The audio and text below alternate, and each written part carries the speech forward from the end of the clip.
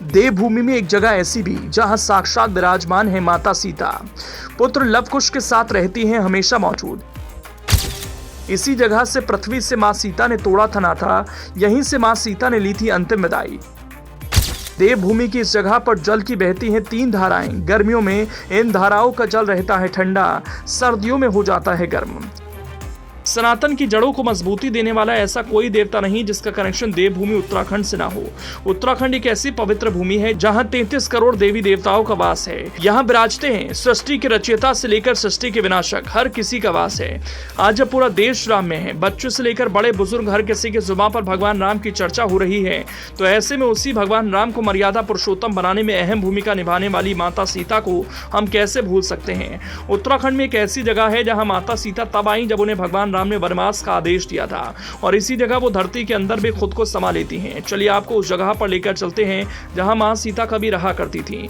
इस समय पूरा देश राम में हुआ है, पूरा देश राम भक्ति में डूबा है। प्राण प्रतिष्ठा कार्यक्रम भी जोरों से चल रहा है। 22 जनवरी को राम मंदिर का उद्घाटन होना है। उससे पहले आज हम आपको ऐसी जगह ले चलते हैं जहां माता सीता का मंदिर है। यहाँ पर लव और कुश की प्रतिमाएं भी सीता माता के साथ विराजमान हैं।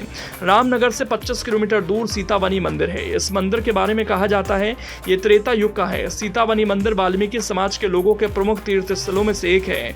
रामनगर से इसकी दूरी 25 किलोमीटर है। ये नैनीताल जिले के रामनगर तहसील के अंतर्गत पड़ता है। सीतावनी क्षेत्र घने जंगल के बीच में मौजूद है। ये कॉर्बेट से लगा हुआ क्षेत्र है। यहाँ पर बाघ, भालू, हाथियों के अलावा कई प्रकार के पक्षी पाए जाते हैं। सीतावनी मंदिर क्षेत्र ऐतिहासिक होने के कारण पुरातत्व विभाग के अधीन है। ये क्षेत्र वन विभाग के अंतर्गत आने के कारण यहाँ प्रवेश के लिए वन विभाग से अनुमति लेनी होती है। आपको बता दें कि स्कंद पुराण में जिन सीतेश्वर महादेव की महिमा का वर्णन किया गया है वो यहीं विराजित हैं। स्कंद पुराण के अनुसार कौशिकी नदी, जिसे वर्तमान में कोसी नदी कहा जाता है, उसके बाईं ओर शेषगिरी पर्वत है। ये सिद्ध आत्माओं और गंधर्वों का विचरण स्थल है। रामायण की कथा के अनुसार जिस समय भगवान राम ने देवी सीता को वनवास का आदेश दिया था, उस समय देवी सीता गर्भवती थी। ऋषि वाल्मीकि के आश्रम में ही उन्होंने अपने जुड़वा पुत्रों को जन्म दिया था और इनका पालन पोषण किया था। इस घटना की याद में सीतावनी में देवी सीता की प्रतिमा के साथ उनके दोनों पुत्रों को भी दिखाया गया है। सीतावनी में स्थित एक कुंड भी है। ऐसा कहा जाता है कि उसी कुंड में ही सीता माता अंतिम समय में समा गई थी। इसके साथ ही आज भी सीतावनी में जल की 3 धाराएं बहती हैं। इन्हें सीता, राम और लक्ष्मण धारा कहा जाता है। इन धाराओं की विशेषता यह है कि गर्मियों में इनका जल ठंडा और सर्दियों में गर्म रहता है।